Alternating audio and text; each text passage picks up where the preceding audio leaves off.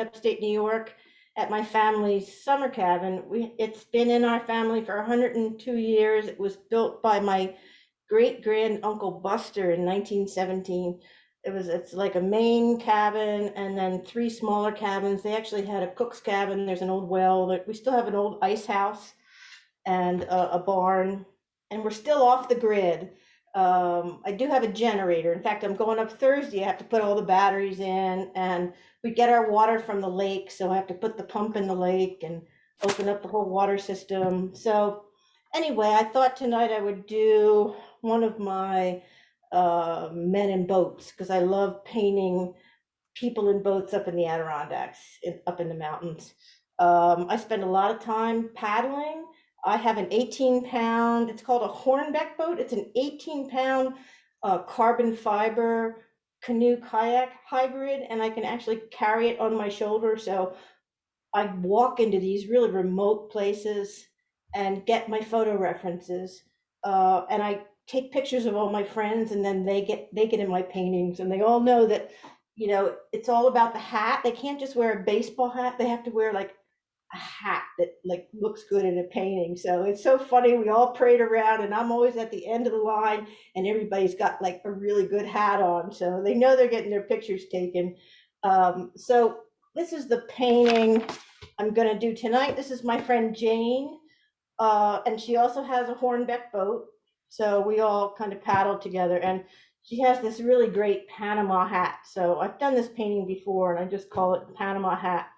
This was about 7:30 in the morning. We went out and paddled on this beautiful shallow waterway that's really serpentine and windy and just amazing with otter. And so I thought I would do a painting of Jane tonight. And I just wanted to show you, I'm going to pull up um, my photo references here. I'm going to show you just my relationship to boats and people in boats in the mountains. So this is actually the guide boat that we have at our family camp. And I just did this as a commission. It was 48 by 60.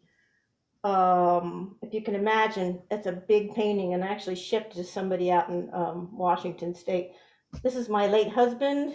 He had never been in a guide boat before, and we put him in a boat because I needed a photo of someone rowing, and poor guy, he kind of tipped and went in the water. But anyway, so and then kind of my Winslow Homer feel there. And then a friend of mine in our guide boat fishing. This is called Fishing for Stars. This is a brand new piece I just did. This is 24 by 36. This is going up to New York City for the Affordable Art Fair in 2 weeks. And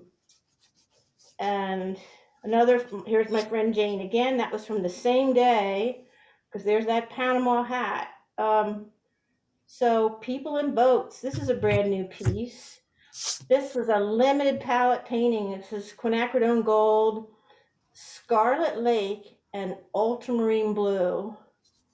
Wet and wet with a flat brush, and then little pops of lavender on top at the end. And those stars in the back were just made with a spray bottle. Just got that texture from using a spray bottle. So again, a limited palette. This was another brand new painting that I did. Again, men in boats fishing. This was a commission I did for somebody. These three men in this boat. The actual photo that I have, none of the people have shirts on, and none of them are wearing hats.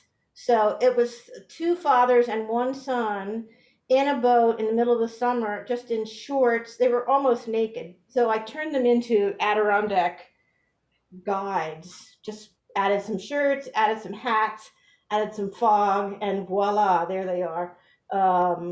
Here's my brother. This is another kind of imagined. This is powdered charcoal and fluid acrylic. So it's a mixed water media. And here's those same three guys done again, just in a different color palette. And here's another one of my friends in the boat on a misty day. So, and here's that same boat again with two of the men. I took out the guy in the middle. I gave him a whole different background because I was thinking about Winslow Homer. So again, a similar but different. I really love this painting. This painting lives out in Chicago. Um, and again, this is called the Boreas Ponds. This was a 7 mile round trip with my boat. We walked our boats in, and then paddled most of the day, and then walked back out again. Um, Another friend of mine in a boat, more boats. So I have a real. There's more powdered charcoal and fluid acrylic. Um, and another friend in her boat, and there's me here. This is a self-portrait of me paddling in my boat. A friend of mine took a photo of me. I had a good hat on. Um, and then the last one, this is actually the first day that I got this boat. I tried to go out into the boat and paint, but it's so narrow and so tippy, and it was so windy that day. I just put the boat on the shore and took a photograph of it, and then went back to my cabin and painted it in my cabin. So anyway, so that's the kind of my boat story, my boat people. So I have a real connection to the land up there, and a connection to the water, and a connection to paddling and going as deep into the wilderness as I can. I just love exploring. So I don't always paint in my boat, but I go and I get references. And the best thing about the boat was that I could write it off as a business expense because I use it to get reference photos. So that's kind of cool. Let's see if I can put up there. I can put the photo there right in the corner, and I'm going to just stand up. Move my, because I always stand when I paint. I figured I didn't want to spend time drawing it while you guys are here, so I got it all drawn ahead of time. I did put a little bit of masking fluid on it. I don't usually use green glow in the dark masking fluid, but it's hard to get PBO right now. Some of the manufacturers are really behind on their orders. So I usually use the PBO, which is kind of that blue-gray masking fluid. So for now, I'm just having to use this really ugly yellowy green. So um, when I did this, I just am saving the places where my lightest lights are, because then it gives me the freedom to just pull washes down the page and not worry about losing those most important shapes. And then I did put a little masking fluid on some of these shapes that move out here. Um, and I'm working on an angle. I have this little flower pot that I use. It's maybe a 25-degree angle. It's not very steep. Sometimes I go a lot steeper when I'm working on my crows. I like to go almost to like a 40-degree angle.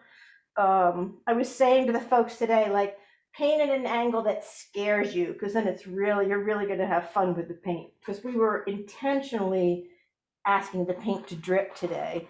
Um, so anyway, this masking fluid is dry because I had this already earlier. I'm going to get a larger wash brush. This is a 16 Escoda, Escoda.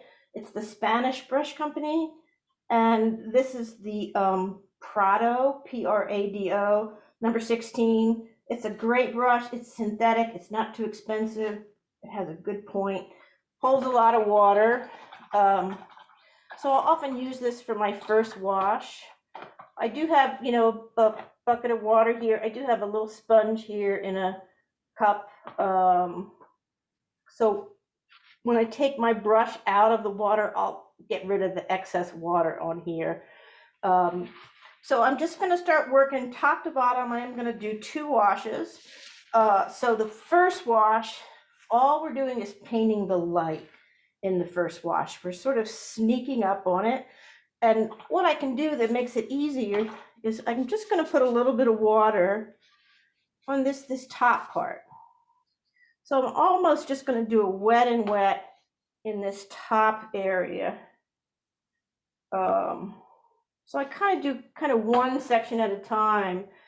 And I want to put a little bit of, this is a little bit of yellow ochre. This is a John Pike palette. I've used John Pike palettes for 40 years. I really love having this big mixing space. I do have a Holbein palette that I use when I'm going out in the field. Just putting a little bit of warmth down there at that horizon line there. Just so there's a little transition in our sky. It's a little lavender here. I want to get the glare. Just let me know if I have too much glare on here. There we go. Just getting that nice transition from lavender to yellow in there. And some of that can come right over. And some of this yellow ochre can come right into here because there's yellow underneath all of these trees. So I'm just going to kind of wet that again with some of that yellow. And it also can go on this tree that's over here. And you can see I'm not careful to start because you really don't need to be too careful. All right, just getting some of that in. Now I'm going to start, there's the yellow ochre, maybe a little cerulean blue because it's almost a blue-green back in there. So I use a lot of water, a lot of paint, and I'm just going to kind of drop this in here into this already wet area. And I'll show you, I don't just make trees like this, right? Because then they end up like drive-by pruning or something, you know, or telephone poles. So when we're doing this, we're making masses, we're making shapes. So I just love to kind of let it flow and see what happens. And because I only put the water down to here, the paint's not going to drip. I get a little more cerulean in here. There we go. And maybe a little more yellow ochre.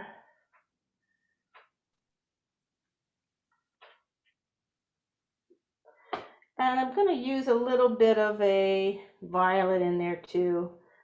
Some of those dead trees have a little bit of a coolness to them. So I'm just mixing cobalt blue and a little bit of permanent rose.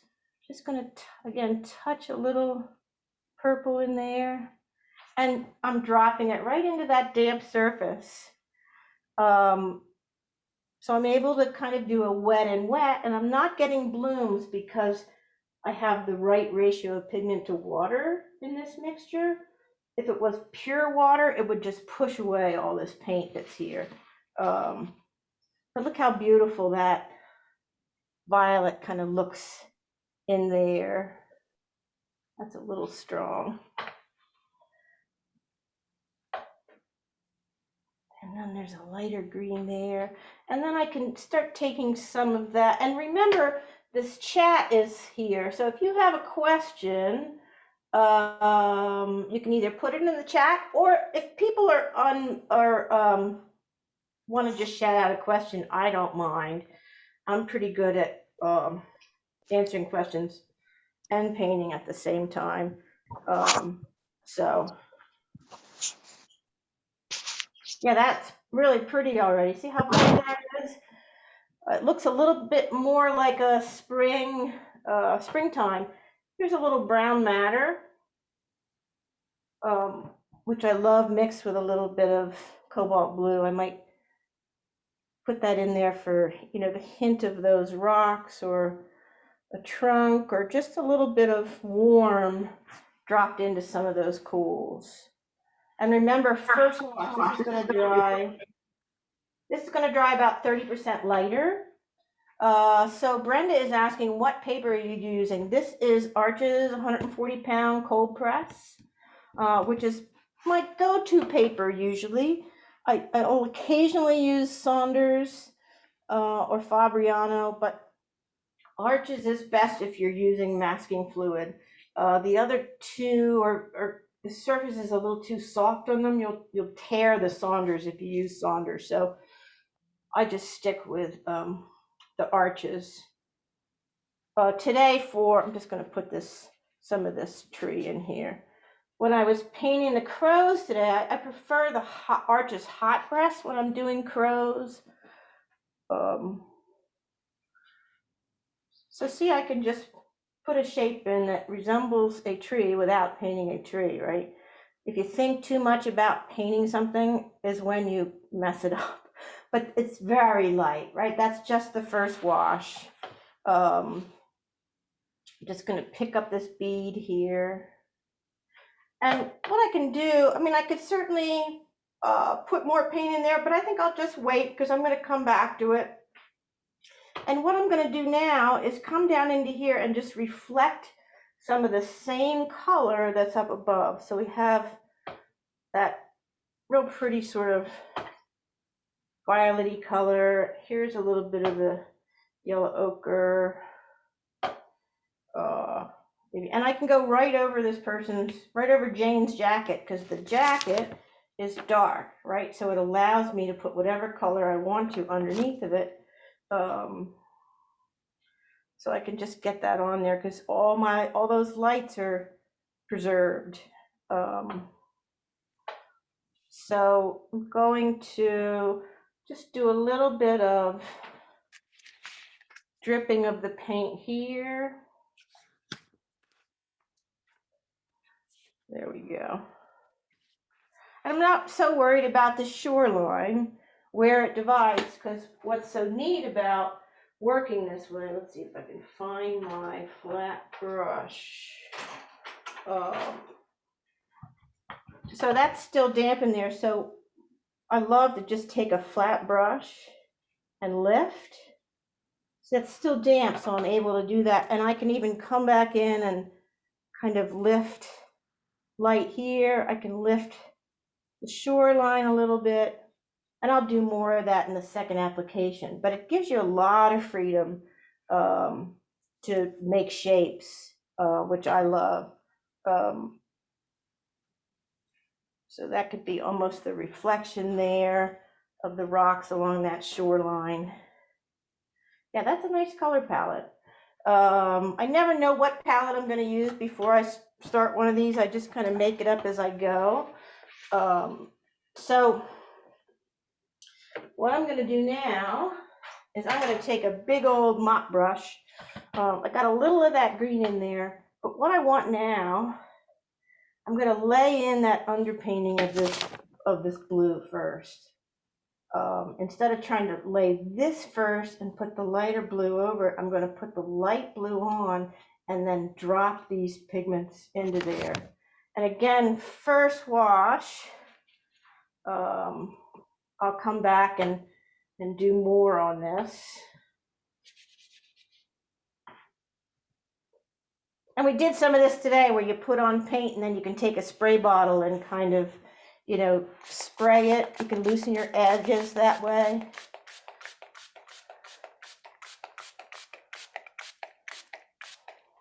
And you also can just use a brush to do it too. But so I am just getting that paint on there, just getting rid of the white paper. That's the trick. Cover up everything that you don't want to be white. I'm even going to deepen this down here, because if we look, we can see that this does get deeper as it comes towards us. And guess what? We're allowed to turn paintings upside down and let the paint move that way. There we go. Sorry, you can't see too well. There we go. So you can just let it drip from the bottom and work its way up. And I'll do another wash of blue in here, but that's just a great way just to get it covered. And again, don't think about painting water, because, as soon as we do that, what happens? It gets, oops, we got a fly on he's having a drink of water in the pond. Go away. There we go. Oh, he's back. I'm going to have to smack you. Oh, gosh. All right, so now I'm going to drip some more of those greens right into this blue.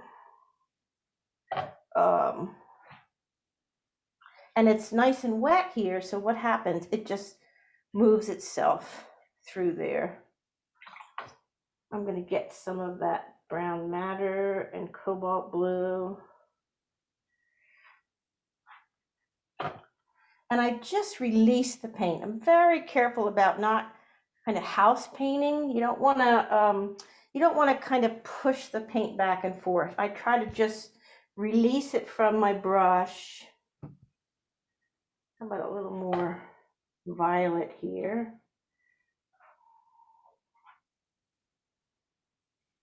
There we go. Just going to pull some of that down, maybe back to a little bit of green. I could use some cobalt blue in here for my green. I'm trying not to do super bright greens because they can be distracting, even though there are some bright greens in the photo. There we go. Just letting that move down the page. There we go. Maybe a little more yellow ochre. I mean, I could grab a little new gamboge or something if I wanted maybe a little bit of green gold in there. Oh, that's pretty.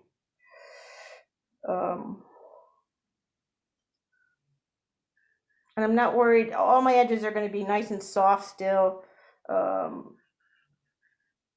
which is what we want. We don't want hard edges in the water.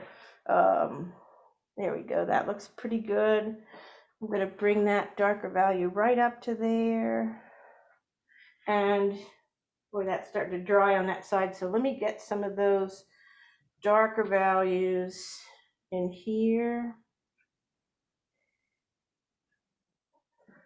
And I'm going to really push that side because that is, if we look at this, much darker on this side, right? We need this dark vertical form here, this dark, so that that light shows up, right? And that the passage here is where we're looking. So how do we mix a darker green? I can use ultramarine blue. I could put a little new gamboge in that. And get kind of a deep blue green. Could even add a touch of brown matter to that, which is a little bit of a red. Oh, that's a nice neutral dark green. See that? And again, just making a mass. I think it's starting to dry in there, but I'm gonna just go back in anyway and just see if I can get some of that. Because you don't want it to look too much like a Christmas tree, right? Which is what it's already doing. I might just throw some paint at it. There you go. Splatter. Okay, and I know I can come back. All right, I'm going to bring that same dark down here. And again, I've saved some of my lights here, so I don't have to worry too much about some of those shapes that I want to keep. Just some of the patterns. You don't need all of them, but I like to have them if I need them, and then if you don't need them, you can just let it go. Okay, I'm just gonna pull some of this down. And I know where this paper is in terms of how dry it is, so I know I can kind of get away with doing a little bit of this calligraphy on here. And you can always use a spray bottle, again, to get this to move if it's too solid. And you can already see how light everything's drying. You see that? Almost to the white of the paper in there. But beautiful pigments. I love, just look how transparent these pigments are in here. And just pulsing from violet to green to red violet to yellow. I love painting this way. There's so much freedom in it. And again, it's different every time I do it. So let's see. I'm going to get a deeper neutral, because you want to be careful with greens that we just don't paint green on green, because boy, does that get ugly, right? So what plays well with green, neutral blues, purples are beautiful with greens, and it'll darken them without making them greener. That's a little green in there, but that's okay, because I am still going to come back and put cobalt blue. I'm going to run cobalt blue over everything in here. let's see, a little bit of lighter. Just gonna put this on the side of the boat here. And there's a little value that runs there. And just using the point of the brush a little bit, doing a little bit of that pattern stuff that's in there. And again, this is just the first wash, so I know I'm going to come back and do more of this. And you know, you want to be careful to not overdo all of this stuff, because really this is our center of interest. I think that looks pretty good for our first run through. I'm just gonna put this darker, this is the shadow shape that's on the inside of the boat. These are sort of translucent, so you can see through them at times. So you get these really wonderful shapes. So I'm just putting a little of that in. And then what I'm gonna do is dry it. And if that's dry enough, I might pop a little bit of stronger paint on the figure in terms of the color of their jacket. I could wait, but why wait if you can just put it in now? And you got to be careful when it's, you know, in this drying stage like this. It's probably silly of me to do this, but I'll do it anyway.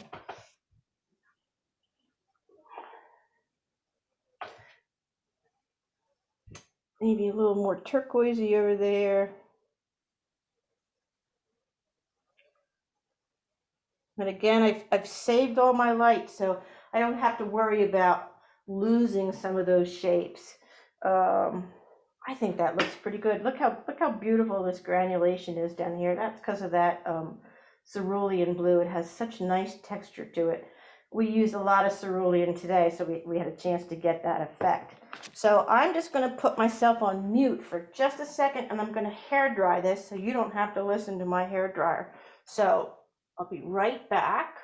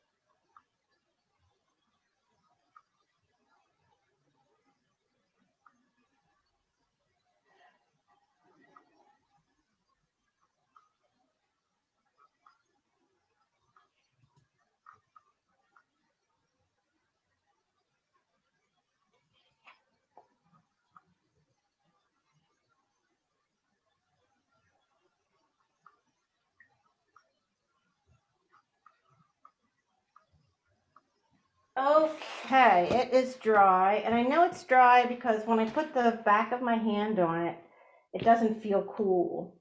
You know, you have to let the heat go away from the hair dryer, but that's how you tell. And you really want to make sure it's dry when you use a hair dryer. Um, just give myself a little bit of a clean space to work from. And here we go with wash number 2. So I'm going to do the second wash, dry it, and then I'm going to pull off the masking fluid. But again, I'm going to deepen all of the values everywhere. So I'm going to start with this top here. So a great way to come back into an area for the second application is take a spray bottle and lightly spray it. So then when you start to put those first touches of paint on there, you don't end up with hard edges. So I just lightly sprayed it. It's not saturated, but it's wet enough that when I take a brush, let's see, make that a little deeper,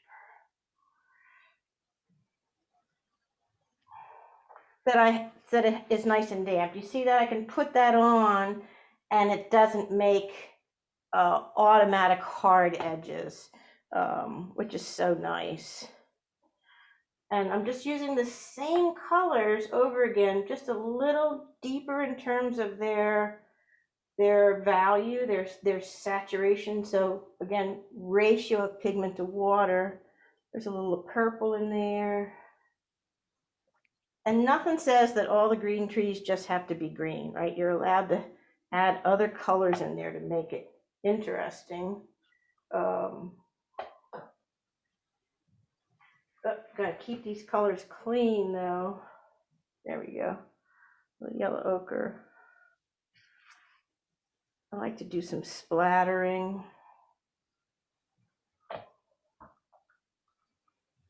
And because this edge is soft, I can kind of just wiggle this up there and get really interesting texture on those top shapes.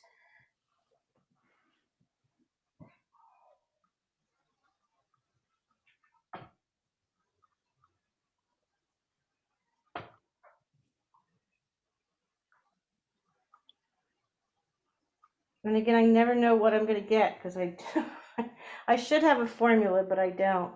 And again, if it's not moving enough for you, just take a spray bottle, lightly spray it.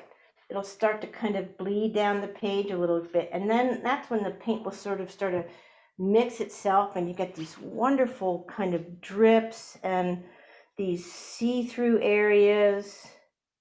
Here we go. Again, I love to let the paint do its thing. I'm just kind of letting it tell me what it wants. Again, I'm going to get a little bit of a stronger violet in there, a little bit of purple, and then a stronger yellow.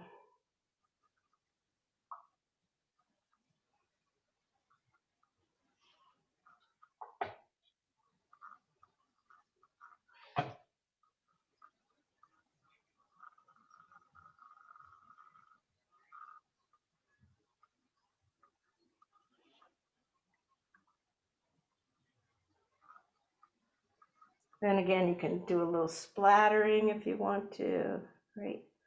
That's a pretty passage in there. Here, let's just mess that up a little. I touched some lavender in there and a couple other places. You know, lavender is opaque, but it's so neat when it kind of melts into other paint because it gets such nice texture. I love this transition that's going on through here now. That's actually really fun. This could be maybe a little stronger right there. And again, if I needed to do another wash, you can do as many washes as you need to. That looks pretty good. I think I like that. I'm going to let this go darker in here now. Ultramarine blue. How can we make it darker? Let's add a little bit of maybe a violet to it. There's a little carbazole violet, a little viridian, little brown matter in there. I love to just experiment and see what kind of colors I can get. There we go. There's a nice dark green. So So again, we need this dark over here. I'm going to respray this a little bit. Just lightly spray it with a spray bottle. These are the best spray bottles. These are a Holbein spray bottle. And Nathan is saying, looks beautiful. Do you have a favorite paint brand that you like to use? I mostly use Winsor Newton because that's what I started with. That's what I learned with. I do have some Daniel Smith in here. I have moved to a number of Daniel Smiths, and I do have a couple of Holbeins as well. But my basics have always been the Winsor Newton. I think their pigments are the cleanest, like their cobalt blue is really transparent. The other manufacturers, it's a little chalky. I like their ultramarine blue as well, their cerulean, their alizarin. The Viridian from Winsor Newton is nice and clean. Other people's Viridians is, again, really chalky. So, all right, so here's a darker value. And you see, I'm not trying to paint a tree, just making a shape. And because the paint on here is so thick, look what I can do with my fingernail. This is why I've never had a manicure, right? So you can actually scratch into that, and if you don't like it, you can just erase it. But I can do that, let it dry, and then I can paint over top of it and add color in there. And sometimes it's just nice to break up a dark shape, even if we're not saying what something is, just nice to open it up a little bit. I think I will add a little bit of purple in there because they play so nicely together, purple and green. I think that's a little bit of mineral violet. So again, I can keep deepening this, and I'm using heavier paint. See that? There's not a lot of water in there. And if you can do that, it means you've got nice thick paint on there. That's where you could also take, the credit card trick where you take, let's see if I can find one of my old chopped up credit cards. I had a whole bunch. Oh, there's one. So take a chopped up credit card, and these make great lines, right? I could make a birch tree in there. I often use these when I'm doing rocks, because you can make shapes that way. I'm just going to cover it up. Oopsie, got paint on there. Anyway, enough of that. All right, I'm going to bring some paint down here now. Deepen this. Need a little deeper green.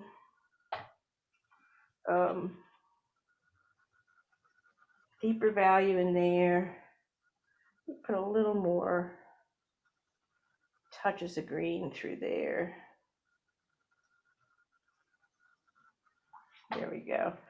All right, and I may kind of deepen some of this in places. And again, I could splatter, right? Just put a little texture in.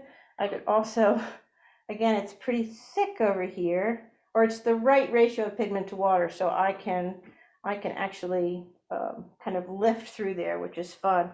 And that's also where you can take a flat brush, right? A flat brush, watch, I can go back in and lift a line. Or I could say, here's this tree that's on an angle. I could put paint in that one. And if you don't like it, you can just kind of erase it. But it's a great tool. I was talking about that today, that, I feel like this kind of painting with watercolor is like sculpture. We're laying paint down, we're taking it off, we're laying it down, taking it off. And you can really go in and manipulate this surface. And I always talk about how I feel like it exists in the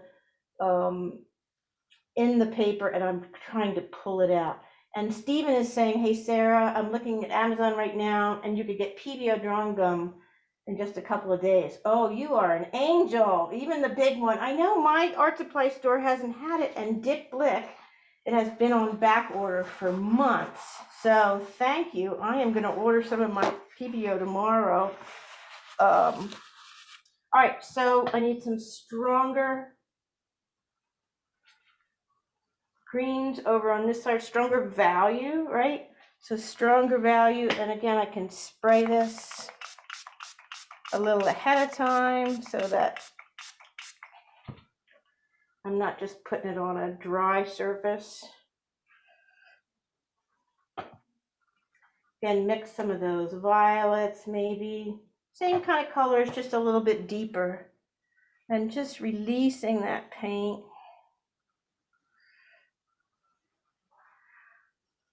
And what's so neat is we know that our lights, our shapes are saved, right? We don't have to worry about painting around things, which is really nice. Let's just drop a little green in here, a little green in here.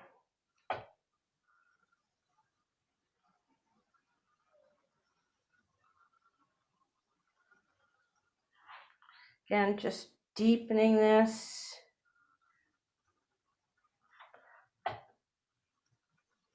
Doing a little bit of line work over here now. Just a little shape making.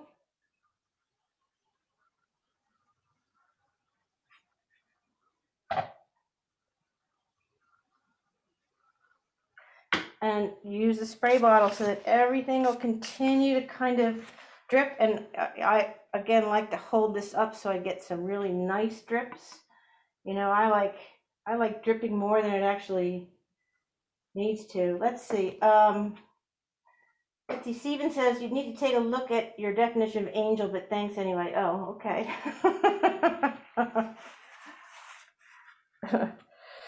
Sorry, I didn't mean to offend you. I just was. Let's see. So that looks pretty good. Where did I put that flat brush? I'm gonna do a little lifting in here again along this line. Maybe a little lifting here. And maybe there's a tree there.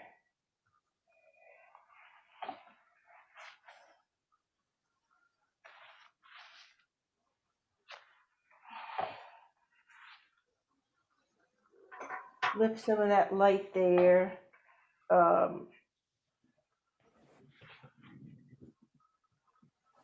There we go. So that's looking pretty good. I don't mind this. I know that orange looks a little funny in there. It's because it's the only orange in there. This looks pretty good. This looks pretty good. I probably could deepen this a little bit.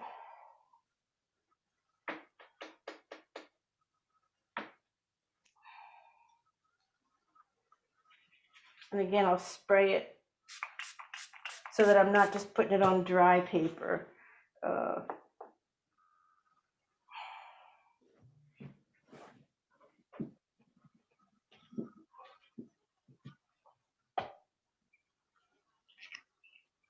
right, let's just get a little bit of this going down here. And then what I'm going to try to do, I'm going to turn this upside down again, and I'm going to pull some cobalt blue, again, some deeper cobalt blue. Lightly spray this. I know I didn't use a limited palette, did I? I used a lot of color. Really, you could do it with 3 colors, probably ultramarine, cad red, and like a yellow ochre, or quin gold, or even burnt sienna, ultramarine, and alizarin crimson. So I'm just going to mix it to get a big pool of paint. And, you know, I have it upside down so that it's sort of dripping into what's already there.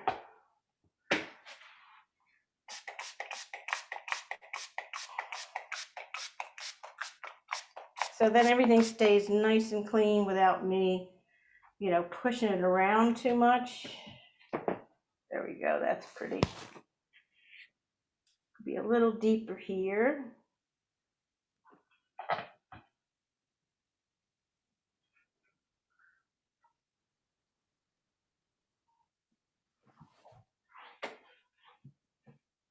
And again, just using that big mop brush to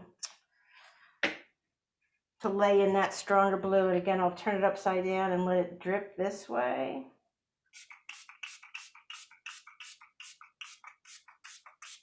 There we go.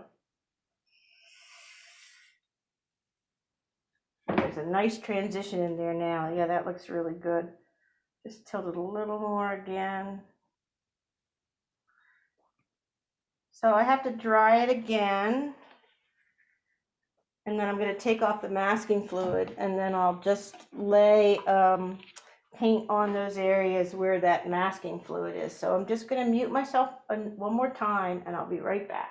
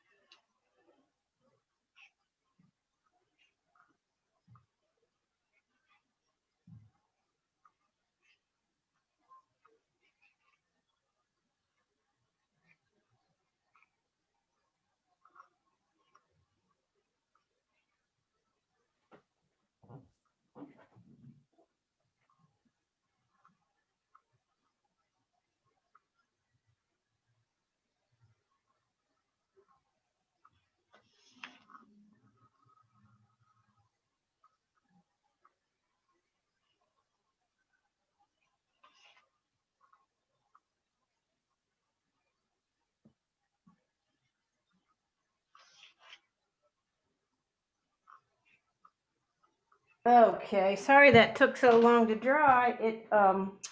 It was very wet. So now I'm just taking off this masking.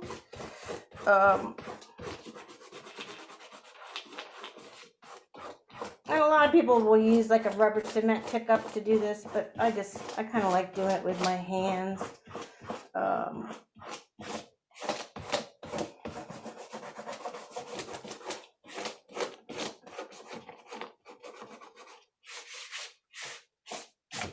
So I know it doesn't look like mine, looks a little stark like this.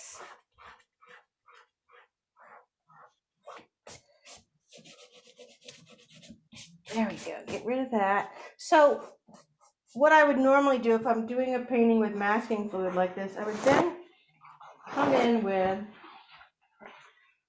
I make these little scrubby brushes. I take oil brushes and I chop the ends off. So this is like a hog bristle flat, I think it's a number 4. And I just take an X-Acto blade and I chop the end off. So then it becomes like one of those incredible nib from like Cheap Joe's or the Fitch scrubber, or something that scrubs. But what's so great about it is it has it makes a big shape on the top, but then it has these nice sharp edges, so you can get really neat lines too. So what I usually do is I go in and I'll start to soften some of these edges, because then when you lay the paint on top, you have these beautiful soft transitions, as opposed to these hard shapes. So that's what I usually do. It takes a little bit of time to do all that, so I'm not going to worry about doing that tonight. But I just wanted to show you an example of what that can look like. Soften that a little bit. So let me just put that away. And I'm going to clean up some of this blue paint here so I have a clean palette.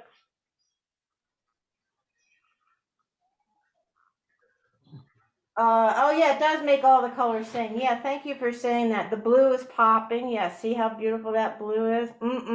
Cobalt blue. Just so luminous and transparent. I might need a pop of it up there too. So we're going to do some more cobalt blue too, which is really fantastic, because again, if we look at the photo, you can see, look at all the cobalt blue in here. So that blue, it's all coming from the sky. So all of these shapes out here get to have a layer of cobalt blue over them. I don't know why I just cleaned up all that blue. But again, I'll lightly spray it, just lightly again, so you're not putting it onto a dry piece of paper. Watch, right? Blue. And you can wash it right over top of these other colors.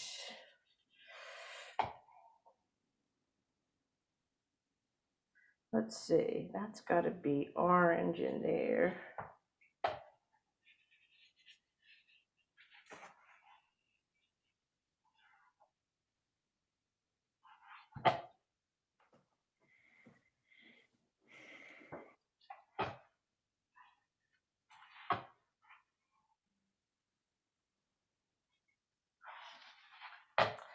And then I'm going to take a little bit of a smaller brush and start to put some color on the boat.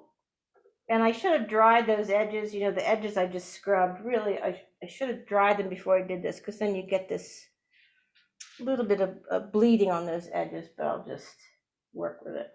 This is just yellow ochre. Again, just right over the shapes. And we could make it even a little more orange, couldn't we? Let's go Nubian. No, not Nubian Beige. Let's see. Cat orange, or maybe brilliant orange. Yeah, we want it nice and, there we go. And it's just gonna,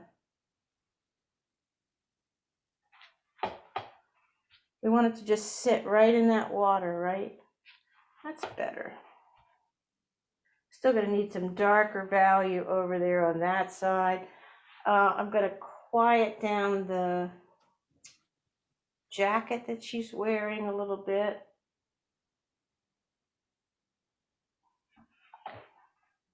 We don't want that too. Oops, I'm dripping all over my painting. And just deepen this.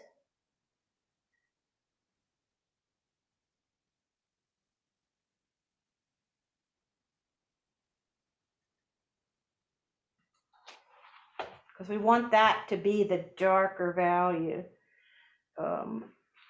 Oops, it's dripping a little bit in there.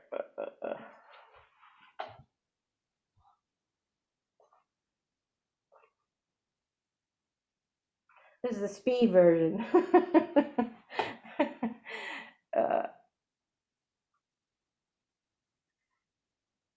And soften that edge a little bit. And then there's a little bit of that beautiful shadow shape. Let's see, what brush do I want? This brush. Yeah, we got a little too much dripping going on. A little beautiful little bit of blue shadow shape on the back of that hat.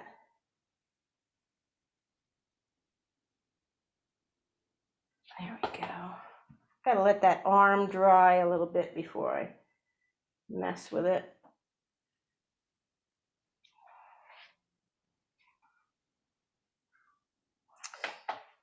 There we go. And then put a little paint on the, when you paddle these boats, you use like a kayak, double blade, you know, as opposed to like a canoe where you just use a single.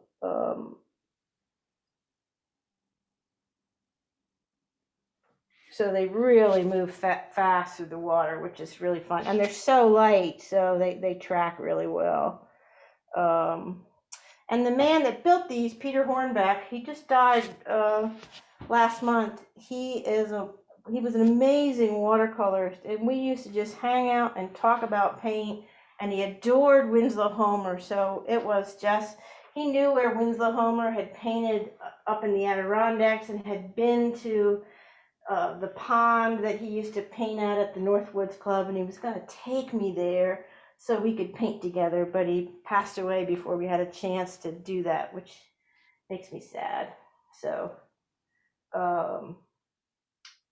yeah, really neat man. All right, I'm trying to get a darker brown there for the shadow side of that. There we go. Deeper. There we go. This side is a deeper value. This side is lighter.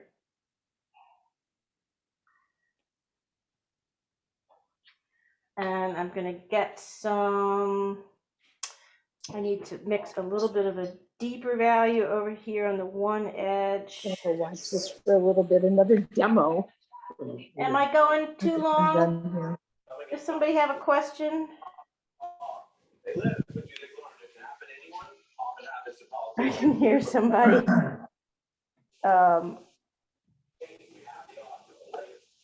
Somebody's got their TV on, I think. Putting a little bit of a darker shape. So this is kind of the reflection of the jacket, right? The dark form and then the dark form. And then you just kind of start to build up these shapes a little bit because you're really trying to anchor the person in the boat to the water, you know? Because so often people paint boats and they don't look like they actually are sitting on the water.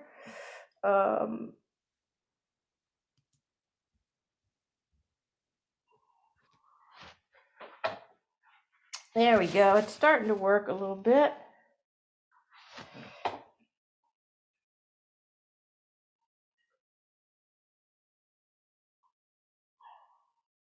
I hope I'm not boring anybody. All right, so deeper value here, right? And then a deeper value here on that side. Got to straighten up this edge here. And again, sculpting with this flat brush. There we go. And I can put a little bit of a Peter always put a red line on his boat, so I go in and give him his little red line.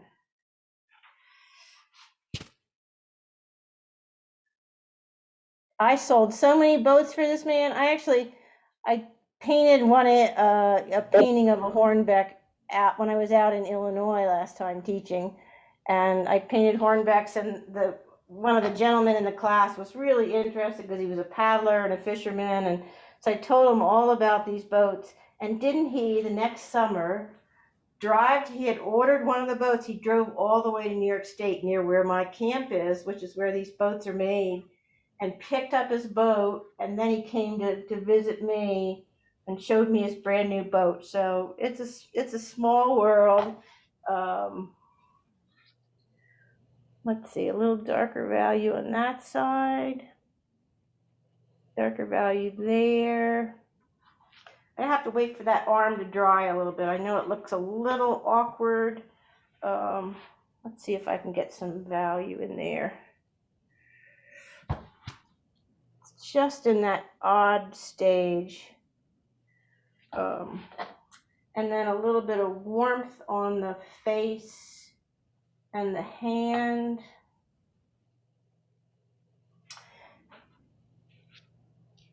A little bit of warmth in there. And a little bit of warmth on the hand in here. There we go. Now she's starting to sit in the water. Not too bad. These are a little hard edged. So these white specks, probably soften these a little bit so that they blend into the water a little more. I shouldn't do that when it's damp. I should let that dry. Not too bad. We're getting close. I actually could deepen this value again down here and let this drip up this way. Let's see, what do you guys think? Let's see, I'm going to lift this a little more. I want some of these lines to be a little lighter. There we go. Either that or I have to make the greens around them darker.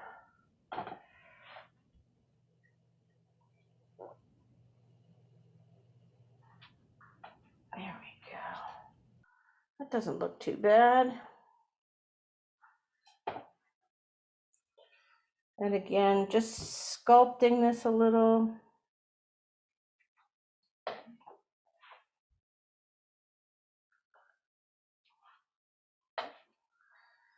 That looks pretty good so far. Let's see. I don't mind that. I don't mind that. I'm going to add a little bit of blue up here just so we have a little bit of a relationship between the sky here and what's down here. So I'm just going to take this brush and again get a little cobalt and a little cerulean. Again, lightly spray this, just very lightly up here. And then I can just touch a little touch of blue here. Just a touch. And then I'll just soften that edge. See that?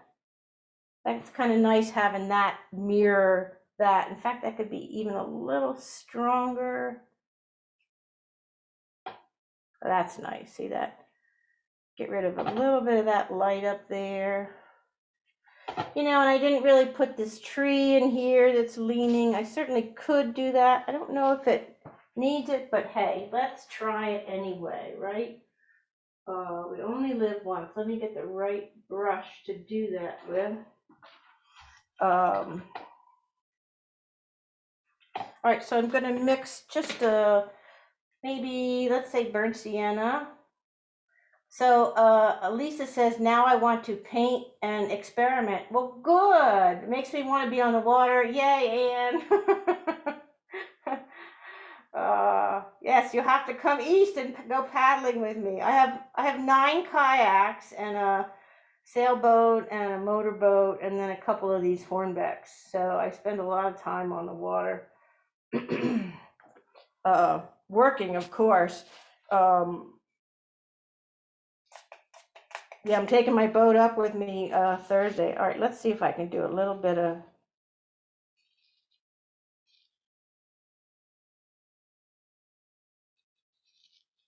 just a little calligraphy on here, maybe. That's a little silly looking. Maybe I'll put a couple in there.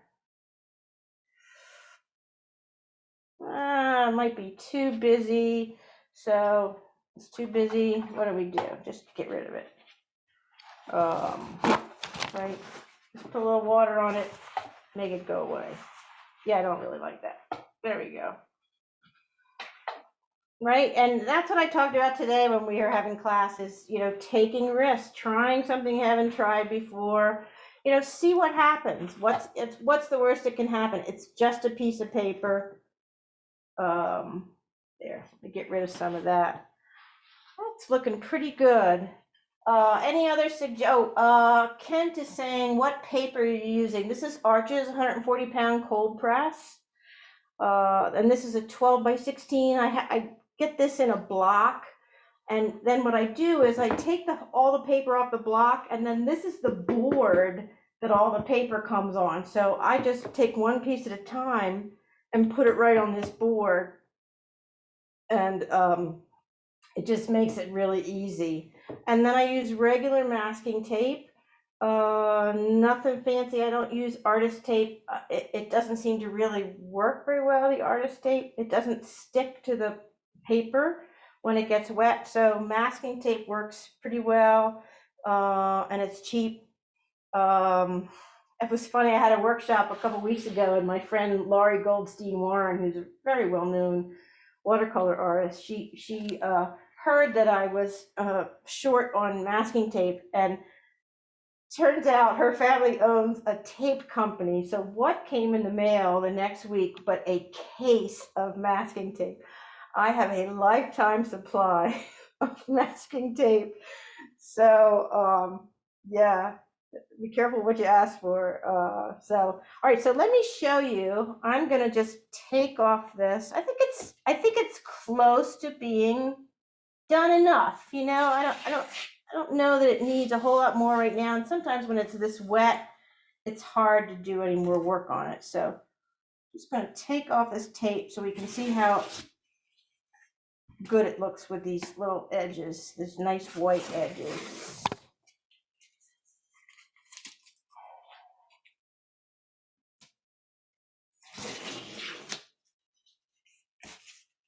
Oh yeah, that doesn't look too bad. So it's stuck on there. And with the arches, the arches, when it's on the pad, it comes with that kind of rough side up. But I've always liked the other side of the paper. I like the side that has a little less tooth to it. And Emily is asking, does this paper buckle at all when you get it wet? If you use this kind of masking tape, it really doesn't buckle that much. It seems to really hold it down really well. I don't stretch my paper. I really don't do anything to it unless I'm working really big. And then I'll actually get the staple gun out and, wet the paper and staple it. But I don't worry too much. This has very little buckle to it. And really it's because you have to use good tape or masking tape to get it, and it really does keep it from buckling too much. And if your paper is buckling a whole lot, it probably means you're using a little too much water and not enough pigment. Let's see. Any other questions? Oh, and Steven said that blue is popping. Yeah, and I could even put a little more blue in there. It's quite beautiful. That's a little silly looking in there, that one white spot. Let me just cover that up. Just mush it, right? Just mush it a little. Mush that, mush that. Get rid of that a little bit. Yeah, that's not too bad. And the boat feels like it's really sitting in there. And if I had more time, I would clean up some edges, maybe bring back some of these white highlights, maybe do a little lifting in here somewhere, but it doesn't really need a lot more. It says what I want it to say. I feel like There's a path into the painting and then a path back out through here. Nice light shifting, softer value into stronger values over here. This could certainly have some darker, but I think it's working as an overall composition. Any other questions? I know I should go another 10 minutes or so. I finished a little faster than I thought I would. And if anybody wants to unmute themselves and just ask questions, you're more than welcome to. Oh, thank you so much, Sarah. That is so beautiful. It's fun, isn't it? Yeah, and again, that's why I used the masking. It made it so much easier than having to paint around those shapes. And then you can push them back so it doesn't look like you use masking.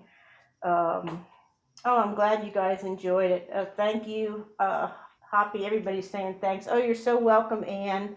I'm looking forward to seeing you tomorrow, and I'm looking forward to sending you that painting that you won.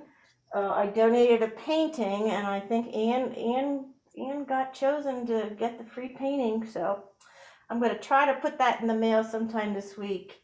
Oh, hey, hi, Christy, visual poetry. I'm so glad you guys enjoyed it. And I know they're doing a recording of this, so this will be available for your folks to watch again, I guess. Give me a few days. I'll get it up. Yeah, right. Very good. Well, I'm done here. Do you guys want to take us out and finish your presentation? I think we're done. This is about when we end. We end between 8 and 8:15. So this is perfect. So thank you so much. I need to correct something that I said earlier. Mara pointed out that the spring exhibition will not open Friday, but will open Monday the 10th. So don't go Friday. Wait till Monday to go see our exhibition. And thank you, Sarah. So those of you who aren't in the workshop know that we're having a great time. We are having fun, aren't we? I always have fun. You got to do it. What else are you going to do but have fun? Right. Thank you so much, Sarah. And we will say goodnight, and we'll see you in the morning. Unless anybody else have a comment or question.